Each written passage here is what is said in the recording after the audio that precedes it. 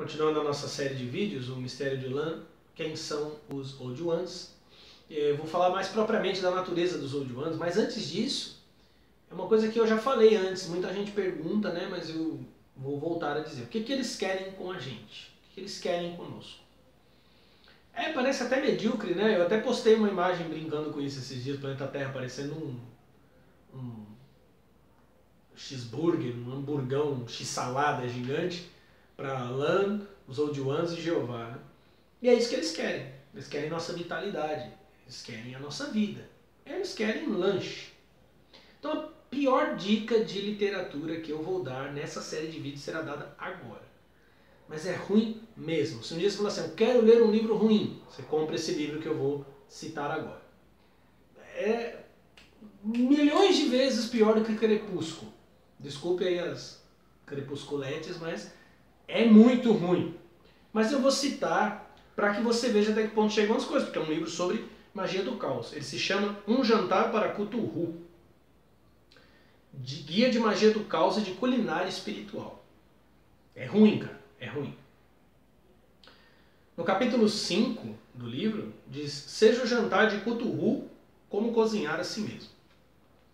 Aí é dito, está preparado para tornar-se comida dos grandes antigos? Veja pelo lado bom, todos nós seremos comida dos vermes ou das chamas. Por que você quer priorizar os vermes? Não é muito mais honroso oferecer nosso corpo e alma para seres tão poderosos e bizarros? Faremos isso simplesmente porque é legal, e ponto. Esse aqui é o cerne da questão da magia do caos. Porra, mago do caos é muito hiena, cara. Ele fica rindo e ele acha que magia se faz com risada. Peter Carroll fala disso o tempo inteiro. A magia do caos é uma representação muito fodida dos princípios da fraternidade negra. Quem se lembra do meu vídeo das 3 fraternidades, né? Na visão de Crowley, cada um dos filhos de Noé representava um fraterno, né? na lenda de Noé. Um irmão de uma fraternidade, da dourada, da branca e da negra. Que não tem nada a ver com cor, viu? Quando eu falei de fraternidade negra, teve gente aí que ficou louca, enlouquecida, achando que eu estava falando que eu tinha que chamar talvez de fraternidade afrodescendente, né? Mas não tem a ver com cor. Não tem a ver com cor, tem a ver com estado mental. Luz, escuridão ou refinamento, amarelo ou dourado. Então os 3 filhos de Noé, para quem não sabe, Noé saiu da arca, tomou umas biritas, dormiu peladão, na Bíblia está escrito assim. E os filhos dele foram lá, 2 filhos cobriram ele e um terceiro, que foi o que viu ele pelado, chamou, vem ver, o pai tá pelado, vai, tirou o sarro. Na visão que Crowley tem em Liber 418, acontece semelhante, só que cada um deles tem uma ação. E a ação daquele que está com uma túnica negra é rir, é zombar. Então a fraternidade negra tem essa atitude. Olha para o mundo como louco, olha para o universo como insano, como irracional ou mergulha nessa insanidade de cabeça ou ri da insanidade. Então a magia do caos é feita assim. Essa é a grande saída desses caras, né? Vamos dar risada, vamos fazer graça. Você vê que ela diz isso, a autora do livro diz isso. Você vai ser comido pelos vermes, então seja comido pelos Old Ones. Você fala, pô, mas não quero ser comido por ninguém aí. Você ter comido devorado, você entendeu, né? Talvez eu sei que você quer ser comido por alguém, ou alguns de vocês querem ser comidos por alguém. Mas não é disso que eu estou falando. Esse princípio tem a ver muito com o que o próprio Crowley tinha dito. O Crowley falando sobre comer carne de animais, ele dizia que a coisa mais misericordiosa que nós podíamos fazer para um animal era comer a carne dele.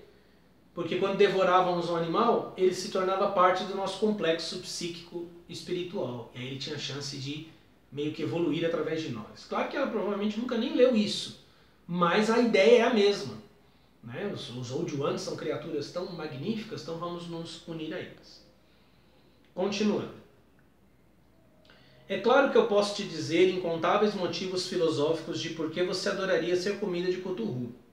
Eu poderia escrever uma redação sobre isso e no final todos teriam esse mesmo objetivo na vida. Super humilde. Mas na magia do caos há várias possibilidades. Não queremos fazer as mesmas coisas o tempo todo ou ter as mesmas metas. A operação com os grandes antigos é ao mesmo tempo a mais complexa e sublime.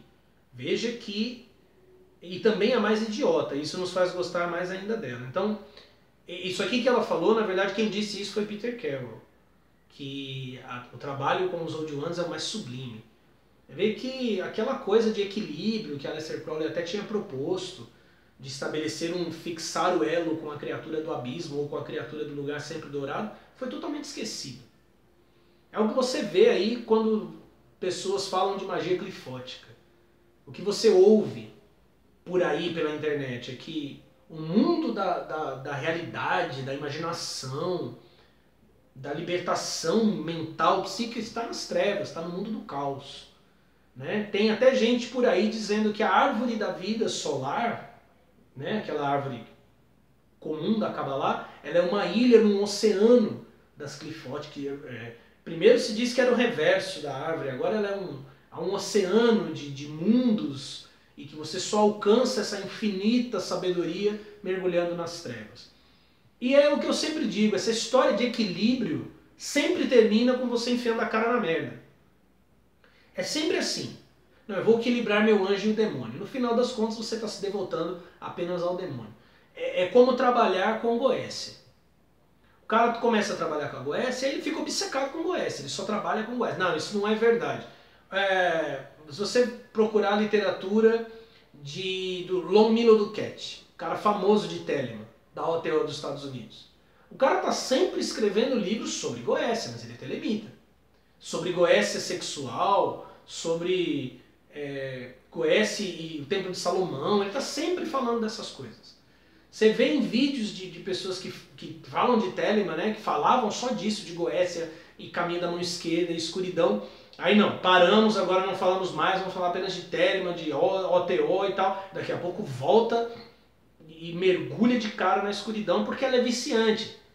Porque o caminho das trevas é viciante, é igual um viciado em crack, o negócio está te matando, mas o cara está lá, ele perde tudo para se alimentar da escuridão. Muito bem, né? Ele falou que é idiota, né? Sublime e também é mais idiota, quer dizer, a mais nonsense. Por isso que gostam dela. Muito bem. Como você prepara a si mesmo para o jantar? Primeiro pegue um martelo de carne. Sim, eu falo sério. Em vez de usar espada ou varinha, eu proponho que nessa operação você use um martelo de carne. Pode carregá-lo magicamente como lhe aprouver, pelo poder de terra, ar, fogo, água, estrelas, planetas, galáxias, etc. A partir daqui há muitas possibilidades. Você pode pegar uma carne para dar marteladas nela, chamando alegremente que aquela é a sua carne. Mas você também pode dar marteladas num pão ou em qualquer outra coisa, numa abóbora, num melão, etc.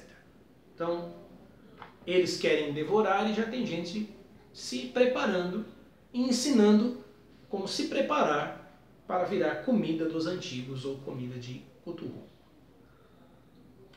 Um outro texto que você encontra na internet chama Da Natureza dos Grandes Antigos. Eu não me lembro em que site eu encontrei, mas se você digitar isso aí você vai encontrar.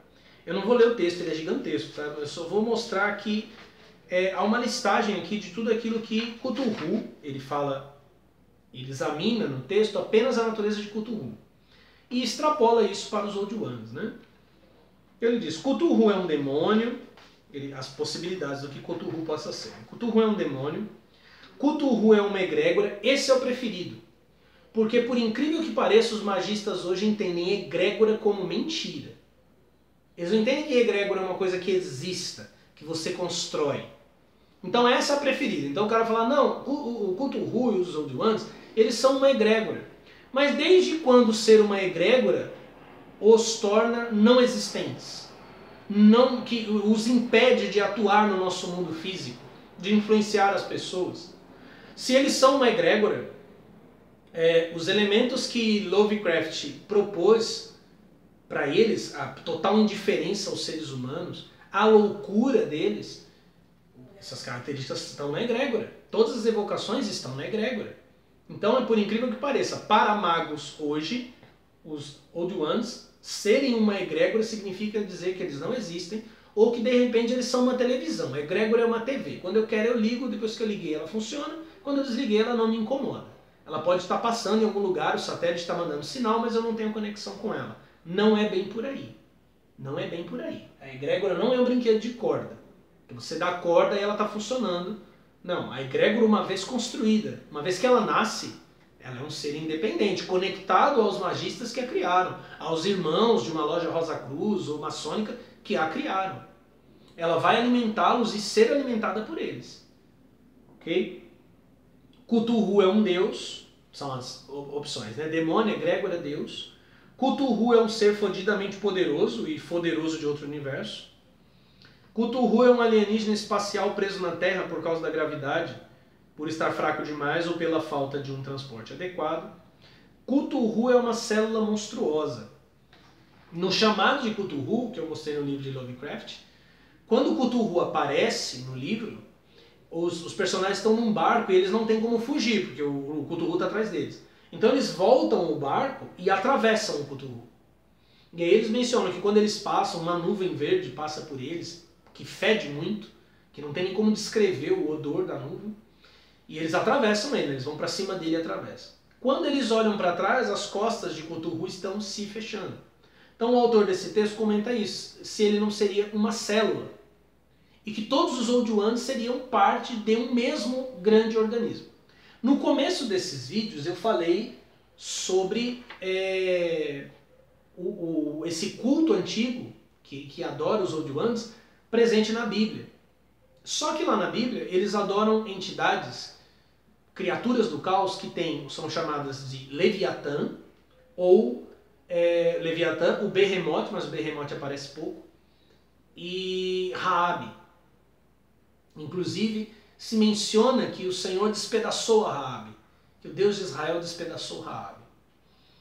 Essa serpente Leviatã, ela é uma reminiscência de uma criatura de um culto muito mais antigo. Pouca gente ouviu falar do Enuma Elish.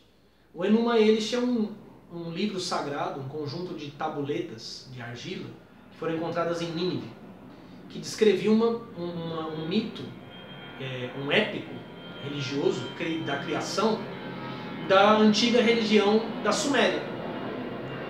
E lá se descreve uma figura, muitas vezes ela é descrita como uma figura com características de serpente, chamada Tiamat. Quem já viu A Caverna do Dragão, aquele desenho antigão, o monstro lá chamava Tiamat. Essa criatura se chamava Tiamat. E ela era casada com um outro deus chamado Apsu. Apsu era o deus das águas doces e Tiamat era a deusa das águas amargas, ou do mar. Não é à toa que o dragão na Bíblia para na beira do mar. Ele para diante do mar. E a Babilônia, ou Babalon no sistema telêmico, é uma mulher que está sentada sobre as águas, sobre os mares. É uma referência a Tiamat. Tiamat nasce primeiro, é uma deusa do caos, Apsu nasce com ela, eles têm vários filhos monstruosos, 11 filhos monstruosos inclusive. Ela vai ter mais tarde, na verdade ela tem filhos com ele, mas ela terá mais tarde filhos com um de seus filhos chamado Kingu. Alguns dos filhos dela são deuses, são os novos deuses, contrário de Old Ones. E eles entram em guerra com Tiamat. Eles não conseguem vencê-lo, os deuses vão caindo um a um, até que um deus muito jovem chamado Marduk, e o significado do nome Marduk é o bezerro dourado ou o bezerro solar, diz: eu vou derrotar Tiamat, mas se eu vencer Tiamat eu quero ser o líder dos deuses. Eles falam: beleza, ninguém consegue vencer ela mesmo, vai lá. E aí ele se arma com elementos da natureza e combate Tiamat, e o Enuma Elish diz que ele atravessa o coração dela com uma flecha. Depois que ele atravessa o coração dela com uma flecha, ele desmembra o corpo dela. E desse corpo desmembrado ele cria todas as coisas. Esse mito do deus solar desmembrando essa figura caótica aparece nos mitos de Quetzalcoatl, aparece no Kojiki, Susanoo derrubando o Yamata no Orochi. Ele aparece com Zeus combatendo Tífon. Ele aparece na mitologia nórdica, Odin, Vili e Vé derrotam o gigante do caos e do gelo Ymir, e com o corpo do Ymir eles constroem o céu e a terra. Então você percebe que é o deus solar e estabelecendo ordem sobre o universo. Então eu já falei isso em textos anteriores. O caos foi ordenado E a partir do ordenamento do caos, este caos era a forma original do universo e era a forma destes grandes antigos. O que sobrou, as forças que sobraram, são os Old Ones. Eles são todos parte de uma mesma entidade. Tiamat, Leviatã, Raab, como você quiser chamar. Marduk, que é o deus que derrota a Tiamat, ele é associado a Júpiter. Vocês não sabem a luta incrível que eu tive para gravar esses vídeos. Esses vídeos estão sendo gravados agora porque o sinal grandioso no céu aconteceu. No dia 23 de setembro, terminou a conjunção grande sinal e Júpiter emergiu do ventre da Virgem. Marduk apareceu para dar poder para derrotar os Old Ones. Então eles são elementos que estão espalhados pelo universo e que podem corromper todas as coisas justamente porque todas as coisas têm uma conexão com ele. Você que está me ouvindo pode dizer, está vendo como a sombra é primordial e mais importante? Para haver sombra, escuridão, é preciso haver luz. É preciso que uma luz incida sobre um corpo para projetar a sombra. Então, ainda que do nosso ponto de vista a sombra tenha vindo primeiro, ela só pode ter vindo por causa da luz. Então eu quero dar uma outra dica de leitura para vocês, inclusive em todos os vídeos tem um link deste livro aqui, se você quiser comprar. Eu vou fazer um texto especificamente sobre ele. Tem muitas versões do Necronômico, mas essa aqui é uma das mais famosas e mais polêmicas, que é o Necronômico de Simon. O Necronômico de Simon. Tem um link que eu estou colocando em todos os vídeos. Quando Marduk derrota a Tiamat, ele recebe um grande louvor com 50 nomes. E neste livro tem uma menção a este louvor, o livro dos 50 nomes de Marduk, vencedor dos antigos. Este é o livro de Marduk, nascido do senhor Enki, senhor dos magos, que derrotou a Tiamat, conhecida como Kur, conhecida como Huawa, em combate mágico, que derrotou os antigos para que os anciãos pudessem viver e governar a terra. Porque ele derrota também o marido dela, o Kingo, e rouba as tabuletas do poder, que eram tabuletas também em argila, que davam poder a ele, que ele recebeu de Tiamat. Nos tempos antes do tempo, na era anterior ao céu e à terra terem sido colocados em seu lugar, na Bíblia também, né, havia trevas sobre a face do abismo, tudo estava sem forma e vazio, e Deus aparece vencendo as trevas. Né? Na era em que os antigos, os Old Ones, governavam tudo o que existia e não existia, não havia nada além de escuridão. Não havia lua, não havia sol. Não havia planetas nem estrelas, nem grão, nem árvore, nem plantas crescendo. Os antigos eram mestres do espaço, agora conhecidos ou esquecidos, e tudo era caos. Marduk foi escolhido pelos anciãos para lutar contra Kur e para tomar o poder da grande serpente que dorme, e que vive abaixo das montanhas do escorpião. Foi dada a Marduk uma arma, um sigilo e 50 poderes para lutar contra a terrível Tiamat, e cada poder possui sua arma e seu sigilo, que são as possessões mais poderosas dos deuses anciãos, contra o antigo que ameaça do exterior, desde o abismo, o senhor da escuridão, o senhor do caos, o não nascido e não criado, que no entanto deseja o mal sobre toda a raça dos homens e sobre os deuses anciãos que habitam nas estrelas. E aí depois ele vai mostrar 50 selos mágicos, cada um deles ligado a um dos nomes de Marduk. Por que eu estou falando disso? Porque na história antiga das mitologias, essas criaturas do caos já estiveram na Terra, elas já governaram o nosso universo e elas foram derrotadas pelos deuses da luz, os deuses solares. Estes deuses, que também vêm das estrelas, são aos quais eu fiz menção numa postagem recente, que eu coloquei apenas uma imagem de um tori, que é um portal, com as estrelas. Eles estão chegando com poder para derrotar esse caos, para impedir essas forças, para impedir que estas partes do corpo de Tiamat se reúnam e levem tudo outra vez ao caos. Então, voltando aqui ao texto, né? Cthulhu é uma força da natureza. Então, um demônio, um egrégor, um deus, um ser muito poderoso de outro universo, um alienígena preso na Terra, uma célula monstruosa ou uma força da natureza. Eu diria que Cthulhu e os antigos são todas essas coisas. Deuses de outra dimensão que estão presos na Terra, partes de um mesmo ser, forças da natureza, porque eles são forças da natureza, o caos é uma força da natureza, demônios enquanto deuses menores, né? Comparado aos deuses que, embora sejam novos deuses, sejam deuses que vêm depois, eles são mais poderosos e mais honrados. E também uma egrégora. Eles também são alimentados na sua forma. Lembra do texto do Lovecraft? Enquanto as estrelas não estão alinhadas, eles não existem, mas também não morrem. Ou seja, a própria mente humana, por meio desses artistas visionários, completa a forma deles. Lhes acrescenta poder, lhes acrescenta habilidades, então eles também são uma egrégora. E também são mais uma última coisa que eu vou falar na última parte desses vídeos, em que eu vou recorrer à literatura agora de Telemann, os livros sagrados de Telemann, para falar o meu último ponto sobre quem são os Old Ones e como você e eu, com a ajuda dos novos deuses, podemos derrotá-los. Namastê.